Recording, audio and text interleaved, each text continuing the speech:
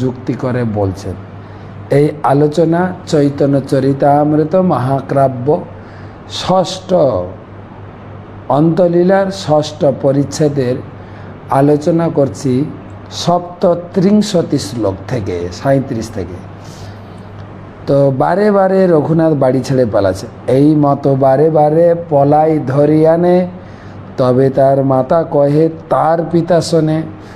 তো তার মা তার বাবার সঙ্গে বলছেন, পুত্র বাতুল হইল রাখো বাঁধিয়া, তার পিতা কহে তারে নির্বিন্ন হইয়া। তো বলছে ছেলেকে বেঁধে রাখো। তো ছেলেকে কেননা বারে বারে বাড়ি ছেলে পালাচ্ছে আর বাতুল হয়ে গেছে, পাগল হয়ে গেছে। তো তার মা বলছে তাকে বেঁধে রাখলে হয়।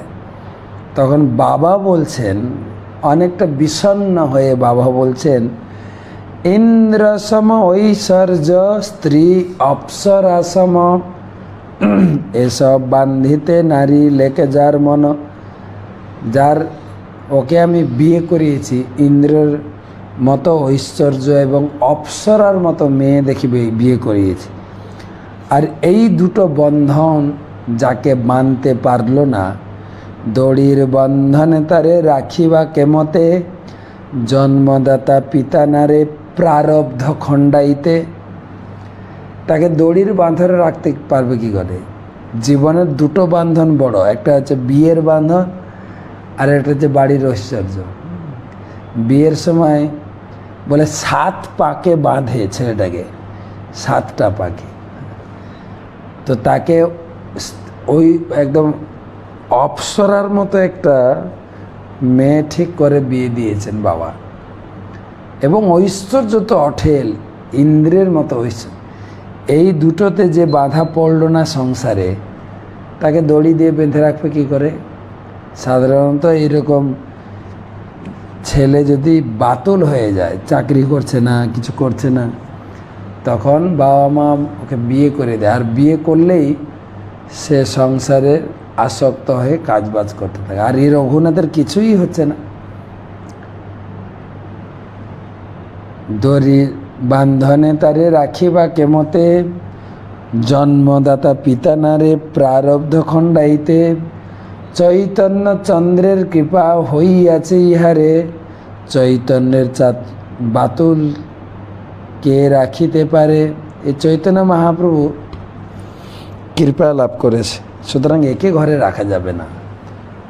তবে রঘুনাথ কিছু বিচারিলা মনে, নিত্যানন্দ গোসাইর পাশ চলিল আর দিনে।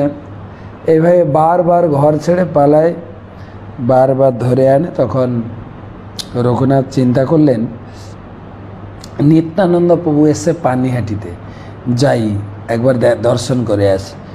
পানিহাটি গ্রামে আইলা প্রভুর দর্শন, কীর্তনিয়া সেবক সঙ্গে আর বহুজন। যখন রঘুনাথ বললেন আমি নিত্যানন্দ দর্শনে যাব, বাবা তখন বললেন ঠিক আছে যাও। এবং সেই সঙ্গে অনেক বৈষ্ণব দিয়েছেন, অনেকজন ভক্ত দিয়েছে, যেন রঘুনাথ পালিয়ে না যায়। কীর্তনিয়া বৈষ্ণব দিয়েছেন সঙ্গে। গঙ্গা তীরে বৃক্ষমূলে পিণ্ডার উপরে বসিয়াছেন যেন কোটি সূর্যোদয় করে। নিত্যানন্দ প্রভু সেই গঙ্গার তীরে পানিহাটিতে সেই বটবৃক্ষের তিলে, বটবৃক্ষের নিচে তিনি বসে আছেন। কোটি সূর্য চমৎকার তেজ, তলে উপরে বহু ভক্ত হইয়াছে বেষ্টিত। দেখি প্রভুর প্রভাব রঘুনাথ বিস্মিত। নিত্যানন্দপুর তেজময় মূর্তি এবং সেই সঙ্গে এত ভক্তের সমাগম, রঘুনাথ খুব খুশি হয়েছে। দণ্ডবত হইয়াছে পড়িলা কত দূরে, সেবক কহে রঘুনাথ দণ্ডবত। অনেক দূরে দণ্ডবত প্রণাম করছে। তখন নিত্যানন্দ প্রভুর ভক্তরা বলছেন, নিত্যানন্দ প্রভু এই রঘুনাথ আপনাকে প্রণাম করছে। আর সঙ্গে সঙ্গে নিত্যানন্দ প্রভু বলছেন, শুনি প্রভু কয়ে চোরা দিলি দর্শন, আয় আয় আজি তোর করিমু দণ্ডন। নিত্যানন্দ প্রভু বলছে, এই চোর কোথাকার, এতদিন পালিয়ে পালিয়ে বেড়াচ্ছিল, আয় তাকে ধরে নিয়ে আসো, আমি তাকে আজকে দণ্ড দেব। প্রভু বলাইতে হ নিকটে নাগমন, আকর্ষিয়া তার মাথে প্রভু ধরিল চরণ। আর নিত্যানন্দ প্রভু জোরে জোরে আওয়াজ করছেন, এই চোরটা কোথায় ছিল এতদিন, এদিকে আসো, এদিকে আসো। আর ভয়ে আসছে না। তখন ভক্তরা গিয়ে জোর করে ধরে নিয়ে এসে নিত্যানন্দ প্রভুর সামনে নিয়ে এসেন, আর নিত্যানন্দ প্রভুর সামনে দণ্ডবোধ প্রণাম করেছেন। নিত্যানন্দ প্রভু 2 চরণ রঘুনাথের উপরে রেখে দিয়েছেন। কৌতুকে নিত্যানন্দ সহজে দয়াময়, রঘুনাথে কহে কিছু হইয়া সদয়। নিকটে না আইস চোরা, ভাগ দূরে দূরে, আজি লাগি পাইয়াছি দণ্ডিব তোমারে। চোর কথাকার, আমার কাছে না আসে, দূরে দূরে ঘুরে বেড়াচ্ছ, হ্যাঁ, আজকে তোমাকে পেয়েছি, দণ্ড দেব। কেন এই কথা বললেন? রঘুনাথ কি চুরি করেছেন? না, মহাপ্রভু হচ্ছেন নিত্যানন্দ প্রভুর সম্পদ, আর রঘুনাথ মহাপ্রভুকে প্রাপ্ত হওয়ার জন্য নিত্যানন্দ প্রভুকে বাদ দিয়ে দৌড়াচ্ছে। তখন সেই কথা নিত্যানন্দ প্রভু বললেন, হ্যাঁ হ্যাঁ, আমাকে বাদ দিয়ে তুমি কি করে মহাপ্রভুকে পারবে? চোর কোথাকার, আমি তোমাকে আজকে দণ্ড দেব। দণ্ড মহোৎসব কি? চিড়া দধি চিড়া ভক্ষণ করাও মর্গনে, শুনি আনন্দিত হইল রঘুনাথ মনে। তোমাকে শাস্তি দেব। কি শাস্তি? না, আমার ভক্তদের তুমি দই চিড়া খাও, দধি চিড়া ভক্ষণ করাও মর্গনে। সেইক্ষণে নিজ লোক পাঠাইলা গ্রামে, ভক্ষদ্রব্য লোক সব গ্রাম হইতে আনে। আর রঘুনাথ শুনে এত খুশি হয়েছেন, তখন তার সঙ্গে যারা ভক্তরা এসেছেন তাদেরকে তার বাড়ির গ্রামে পাঠিয়েছেন, এবং যার যেখানে যত ভক্ষদ্রব্য আছে, দই চিড়া কলা কাঁঠাল আম লিচু সব নিয়ে আসো। দধি চিড়া দুগ্ধ সন্দেশ আর চিনি কলা সব দ্রব্য আনাইয়া চৌদিকে ধরিলা। এই দই চিড়া উৎসবের জন্য কি হয়েছে? দই চিড়া দুগ্ধ সন্দেশ চিনি কলা এসব আনা হয়েছে, আর চারিদিকে সব হাতে নিয়ে ধরে আছে। মহোৎসব নাম শুনি ব্রাহ্মণ সজ্জন, আসিতে লাগিলা লোকে অসংখ্য গণন। এখানে মহোৎসব হচ্ছে শুনে সব ব্রাহ্মণ সজ্জন বৈষ্ণব সব আসছেন, অসংখ্য লোক এসে গেলেন। আর গ্রামান্তর হইতে সামগ্রী আনিলা, সেই 2-4 হল্লা তাহা আনাইলা।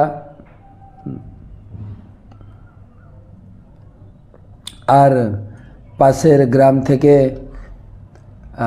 মাটির হাঁড়ি আর সব বাসনপত্র আনা হয়েছে। বড় বড় মৃৎকুণ্ডিকা আনাইল 5-7, এক বিপ্র প্রভু লাগি চিড়া ভিজাই তাতে।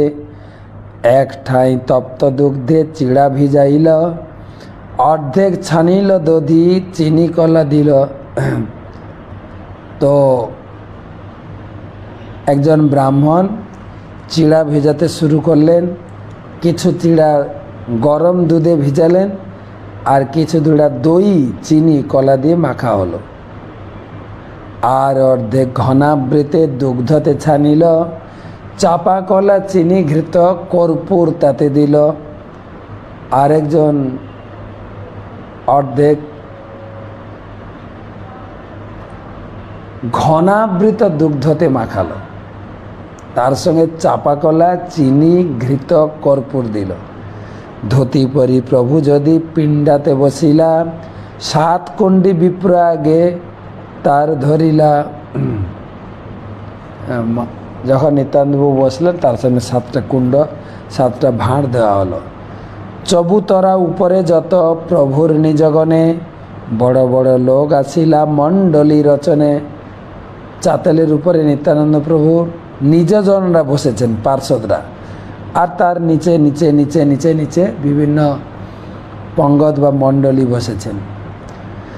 সব নাম দিয়েছেন রামদাস, সুন্দরানন্দ দাস, গদাধর, মুরারি, কমলাকর, সদাশিব পুরন্দর, ধনঞ্জয়, জগদীশ, পরমেশ্বর দাস, মহেশ, গৌরী দাস, হোড় কৃষ্ণ দাস, উদ্ধারণ দত্ত আদি যত নিজগণ, উপরে বসিলা সব কে করে গণন। শুনি পণ্ডিত ভট্টাচার্য যত বিপ্র আইলা, মান্য করি প্রভু তারে সবারে বসাইলা। দুই দুই মিতকুণ্ডিকা সবার আগে দিল, একে দধি চড়া আর দুগ্ধ চিড়া কইল। প্রত্যেকে বসানো হয়েছে খাওয়ার জন্য এবং দুটো করে হাঁড়ি দেওয়া হয়েছে, একটাতে দই চিড়া, একটাতে দুধ চিড়া। আর যত লোক সব চৌতারা তলানে, মণ্ডলী বন্ধে বসিলা তার না হয় গণনে। এক এক জনারে দুই দুই হলনা দিল, দধি চিড়া দুগ্ধ চিড়া দুইতে ভিজাইল। কোন কোন বিপ্র উপরে স্থান না পাইয়া, দুই হল্লাই চিড়া ভিজায় গঙ্গা তীরে গিয়া। কিছু কিছু লোক আর গঙ্গার তীরে আর জায়গা পায়নি, নদীর জলে, গঙ্গাতে হাঁটু জলে, কোমর জলে দাঁড়িয়ে চিড়া ভেজাচ্ছে। তীরে স্থান না পাইয়া আর কতজন, জলে নামে দধি চিড়া কর এ ভক্ষণ। কেহ উপরে, কেহ তলে, কেহ গঙ্গা তীরে, 20 জন 3 ঠাই পরিবেশন করে। 20 জন করে 3টে জায়গায় পরিবেশন আছে, 60 জন পরিবেশন করছে। তার মানে কত লোকের প্রসাদ বিতরণ হচ্ছে। হেন কালে আইলা তথা রাঘব পণ্ডিত, হাসিতে লাগিলা দেখি হইয়া বিস্মিত। নিশ্চকড়ি নানা মতো প্রসাদ আনিল, প্রভুর আগে দিয়া ভক্তগণে বাটি দিল। এদিকে রাঘব পণ্ডিত এসছেন, নিশ্চকড়ি প্রসাদ মানে যে প্রসাদটা এঁঠো হয় না, শুকনো প্রসাদ নিয়ে এসছেন। আর নিত্যানন্দ প্রভু সেটা নিয়ে সকলকে বেঁটে দিলেন। প্রভু কয়ে তোমার লাগি ভোগ লাগাইল, তুমি ইহা উৎসব করো ঘরে প্রসাদ রহিল।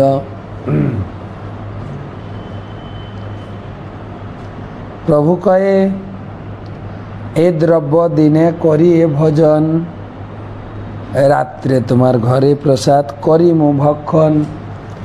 তো রাঘব পণ্ডিত নিত্যানন্দ প্রভু বন্ধ। তো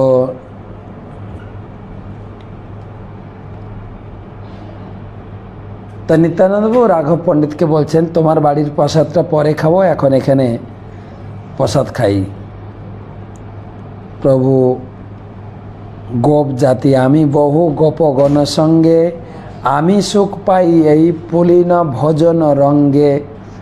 আমি তো গোপ জাতি, সেই যে মনে পড়েছে বৃন্দাবনে এই নদীর চরে বহু ভক্ত সঙ্গে, আমার সখাদের সঙ্গে পুলিন ভোজন করব। রাঘবে বসাইয়া দুই কুণ্ডি দেওয়াইল, রাঘব দ্বিবিধ চিড়া তাতে ভিজাইল। রাঘব পণ্ডিতকে বসিয়ে তাকে দুটো ভাঁড় দিয়েছেন। সকল লোকের চিড়া পূর্ণ হইল যাবে, ধ্যানে তবে প্রভু মহাপ্রভু রেয়া নিল। যখন সবার হাতে দুটো করে চিড়ার ভাঁড় পৌঁছে গেছে, তখন নিত্যানন্দ ধ্যানস্থ হয়ে মহাপ্রভুকে নিয়ে এলেন। মহাপ্রভু আইলা দেখি নিতাই উঠিলা, তারে লইয়া সবার চিড়া দেখিতে লাগিলা। সকল কুণ্ডের হলনার চিড়া এক এক গ্রাস, মহাপ্রভুর মুখে দেন করি পরিহাস। নিত্যানন্দ সবার কাছে গিয়ে সবার হাঁড়ি থেকে একটু চিড়া নিয়ে মহাপ্রভুর মুখে দিচ্ছেন, দুটো হাঁড়ি থেকে অল্প অল্প চিড়া নিয়ে দিচ্ছেন। হাসি মহাপ্রভু আর এক গ্রাস লইয়া তার মুখে দিয়া খাওয়াই হাসি হাসি। আর মহাপ্রভুও সে একটু চিড়া নিয়ে নিত্যানন্দের মুখে দিচ্ছেন। এই মতো নিতাই বলে সকল মণ্ডলে, দণ্ডইয়া রঙ্গ দেখে সকল বৈষ্ণবে। কি করিয়া বেড়াই কেহ ইহা নাহি জানে, মহাপ্রভুর দর্শন পায় কোনো ভাগ্যবানে। এই যে নিত্যানন্দ প্রভু গৌরাঙ্গ মহাপ্রভু প্রত্যেকের কাছে কাছে গিয়ে চিড়া খাচ্ছেন, মহাপ্রভুকে তো সবাই দেখতে পাচ্ছে না, কিন্তু নিত্যানন্দ প্রভুকে দেখতে পাচ্ছে। এবং নিত্যানন্দ কী করছে সবাই বুঝতে পারছে না। কোনো কোনো ভাগ্যবান মহাপ্রভুকে দেখতে পেয়েছিলেন। তবে হাসি নিত্যানন্দ বসিলা আসনে, চারিকুণ্ডি আড়ুয়া চিড়া রাখিলা ডাহিনে, আসন দিয়া মহাপ্রভুরে তাহা বসাইলা, দুই ভাই তবে চিড়া খাইতে লাগিলা। দেখি নিত্যানন্দ প্রভু আনন্দিত মনে, কত কত ভাবাবেশ দেখি নিত্যানন্দ প্রভু আনন্দিত হইলা, কত কত ভাবাবেশ প্রকাশ করিলা। আজ্ঞা দিলা হরি বল, হরি বলি করহ ভজন, হরি হরি ধ্বনি উঠি ভরিল বন, হরি হরি বল। হরি হরি বলে বৈষ্ণব করে ভজন, পুলিন ভজন সবার হইল স্মরণ। নিত্যানন্দ মহাপ্রভু কৃপালু উদার, রঘুনাথের ভাগ্যে এত কইলা অঙ্গীকার। আর হরিধ্বনি দিয়ে সবাই চিড়া খাচ্ছেন, আর সবাই বলছে রঘুনাথ তুমি কত ভাগ্যবান, সবার সেবা করে সুযোগ পাচ্ছ। নিত্যানন্দ প্রভাব কৃপা জানিবে কোনজন, মহাপ্রভু আনি করাই পুলিন ভজন। যে নিত্যানন্দ প্রভুর প্রভাব কি করে বুঝবে? একদম মহাপ্রভুকে পুরী থেকে নিয়ে এসে এখানে ভোজন করাচ্ছেন। শ্রীরাম দাসাদি গোপ প্রেমাবিষ্ট হইলা, গঙ্গা তীরে যমুনা পুলিন জ্ঞান হইলা। মহোৎসব শুনি পসারি নানা গ্রাম হইতে, চিড়া দধি সন্দেশ কলা আনিল বেচিতে। যত দ্রব্য লইয়া এসে সব মূল্য করি লয়, তার দ্রব্য মূল্য দিয়া তাহারে খাওয়ায়। যত গ্রামে লোক ছিল এখানে মহোৎসব হচ্ছে শুনে সবাই গ্রাম থেকে দই চিড়া কলা দুধ যার যার বাড়িতে ছিল এনে বিক্রি করতে শুরু করছে, আর রঘুনাথ তাদের কাছ থেকে কিনে তাদেরকে আবার খাওয়াচ্ছেন। কৌতুক দেখিতে আইল যত যত জন, সেই চিড়া দধি কলা করিল ভক্ষণ। ভোজন করি নিত্যানন্দ আচমন কইলাম, চারিকুণ্ডির অবশেষ রঘুনাথে দিলা। খাওয়া দাওয়ার পরে নিত্যানন্দ হাত ধুলেন, আর 4টা ভাঁড়, মহাপ্রভুর দুটো আর নিজের দুটো, 4টা ভাঁড়ই রঘুনাথকে দেওয়া হলো মহাপ্রসাদ। আর দিন কণ্ডিকায়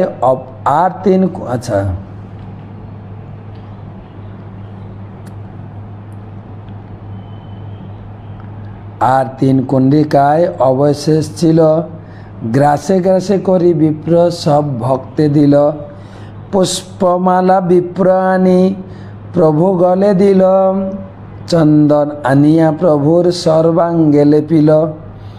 সেবক তাম্বুল লইয়া করে সমর্পণ, হাসিয়া হাসিয়া প্রভু করে চর্বণ।